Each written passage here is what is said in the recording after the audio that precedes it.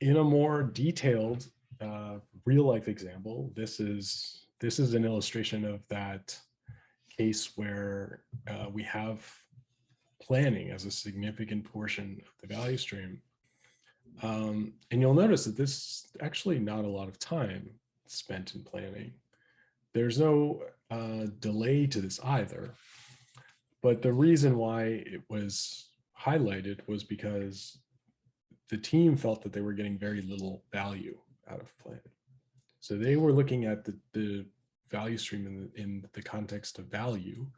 And so the hotspots reflect that focus, right? So we set the goal, and the value stream measurement and what we call out is a function of what the goal was, which was in this case was get more value out of the activities that we're performing. So you'll notice again here, so there's a couple new things. There's who's involved in the value stream is represented here with those little dots that represent the separate roles. You also have these rework arcs where issues are detected and the work gets sent back. And that's something that is often really valuable to measure because it usually isn't tracked anywhere. The fact that we did something 4 times because we didn't get it right the first time. And that's, if you're talking about the flow all the way through the value stream and you loop back in these separate sections, then you're interrupting the flow, but it's very costly from a morale perspective, right? Nobody wants to be finding out that what they did was not correct and they have to redo it, because usually from their perspective, they were missing some information, something that they couldn't have done better because something was missing. So it's really valuable, I find, to highlight areas where we're kicking things back, where we're actually doing rework, because we incur the time penalty every single time. Sometimes it's really easy to just do a quick fix, but the disruption is still there. Usually people have moved on to the next task and you're interrupting the flow of that work because something's come back, and there's a lot of context switching penalty to that. It's pretty disruptive. So the other thing you'll notice here is in the bottom right corner, we're measuring some of the basics, but we're representing how long the total process takes, the step time, so just the time that's spent performing each activity, and then we're also representing the wait time as a separate metric, so that we can see what the distribution is. Oftentimes, the ratio is more wait time than step time. We spend more time waiting than we actually do doing the work, and that's pretty valuable to highlight when you can do it. So I've been throwing around a bunch of terms, and I wanted to clarify them for folks just in case these are new to you.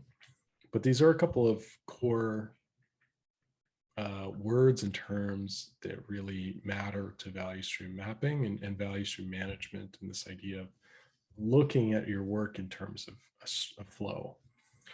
So lead time is this total time between the start and the end of a value stream. And some folks cut this short just because it's very difficult to measure from the very beginning of an idea all the way to a customer using the outcome of that idea. But that is the true lead time. And if you don't measure the true lead time, if you don't measure the true end-to-end time, you really don't know what it takes to deliver value to your customers. You don't know what it costs. You don't know how much time it takes. You don't know what to tell your customers when they ask you for something. And you won't know whether you're getting better at doing that unless you measure the true lead time. So a lot of folks will truncate this and they'll look at just the sprint as a value stream and calculate the start of the sprint to the end of the sprint. That doesn't necessarily mean that anything of value was delivered to customers. It should, because you should be delivering value in every sprint, but it often doesn't.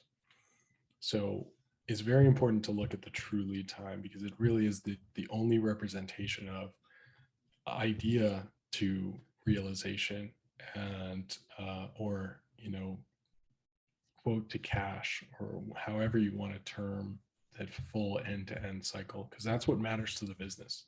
What matters to the business and what matters to customers is how quickly can you deliver something when I ask for it? As long as it's something that is valuable and you decide to do it, how quickly can you do that? And how quickly can you sustainably do that? Because you don't just do it once. It's so important because you do it constantly, and it needs to happen constantly. So lead time is the most important thing. It's probably the most important metric in a business in terms of operations and the true function of the business. Next is the cycle time, which I talked about a couple times. That's that timing. It's almost like mini lead time. And it's the time that takes from the start of an activity to the end of an activity. And then last, this is a quality measure, which I think is really important. And it's pretty standard in the value stream maps that I create with folks, is looking at the percentage of the work that's completed that we deem to be complete and accurate, meaning each activity is some percentage of complete and accurate by the time it's done. You know, sometimes it's incomplete and it goes to the next stage and then it gets sent back because it wasn't done properly or it was missing something.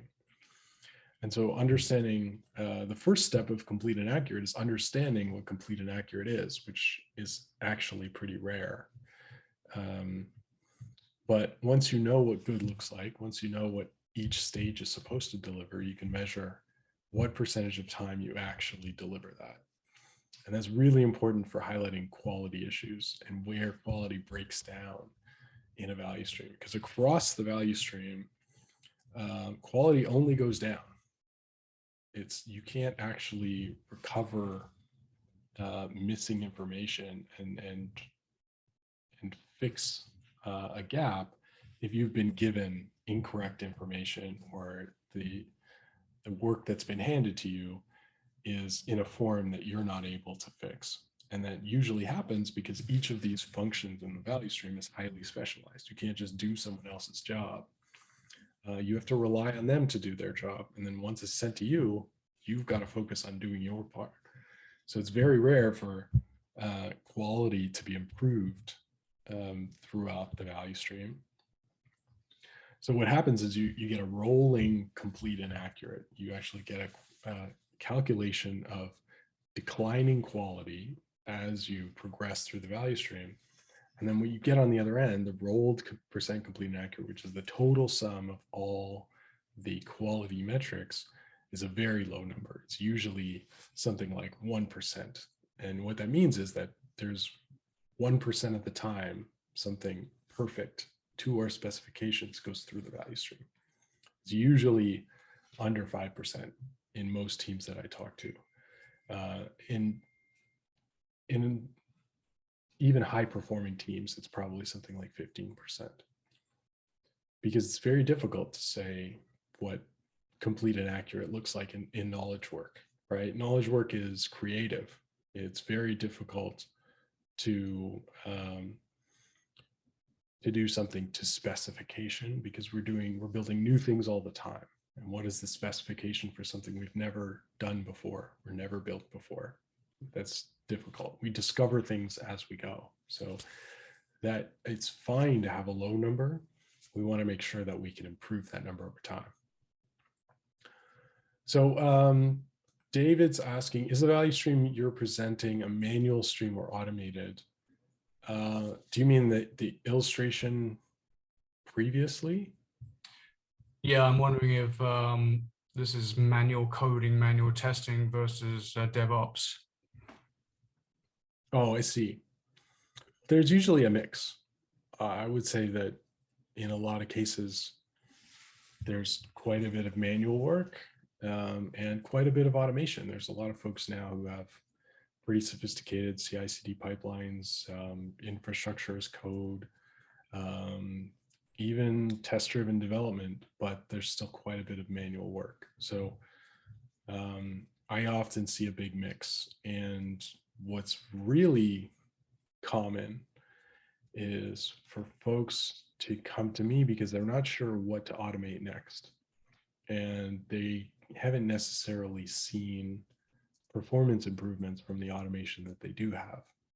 a lot of times when you automate things, the automation adds its own complexity. Sometimes it adds its own delay, and sometimes it's actually slowing things down for a while, and it's difficult to understand when the automation is going to pay off. But to answer your question specifically, it's a mix. Yeah. Okay. And it's often a mix.